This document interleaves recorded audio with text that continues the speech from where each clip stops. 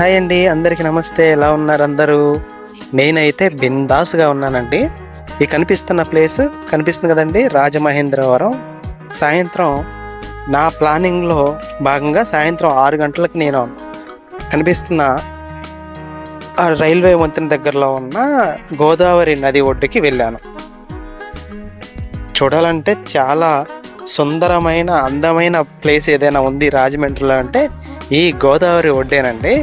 ఇక్కడికి చాలామంది తమ వీలు కల్పించుకొని సాయంత్రం వేళల్లో వచ్చి కుదిరితే అక్కడున్న నదిలో స్నానం చేసి గోదావరి ఒడ్డుపై ఉన్న స్వామివారిని దర్శించుకొని తమకి ఎంతో భాగ్యం కలిగిందని నమ్ముకుంటూ హాయిగా ఆ సాయంత్రం కాలాన్ని అలా గడిపేస్తూ ఉంటారు.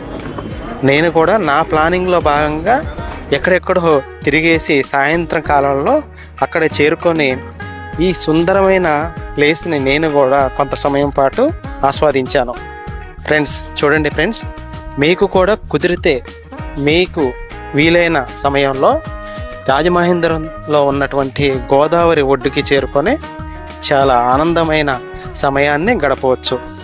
ఇకపోతే సాయంత్రం చాలా లేట్ అవటం వల్ల నేను తిరుగు ప్రయాణం మొదలుపెట్టానండి. తిరుగు ప్రయాణం మొదలుపెట్టానో లేదో ఒకటే వర్షం అండి, బీభత్సమైన వర్షం. ఈ ఎండాకాలంలో మొట్టమొదటిసారిగా ఈ రాజమహేంద్రవరంలో నేను కనుగొన్నటువంటి పెద్ద వర్షం.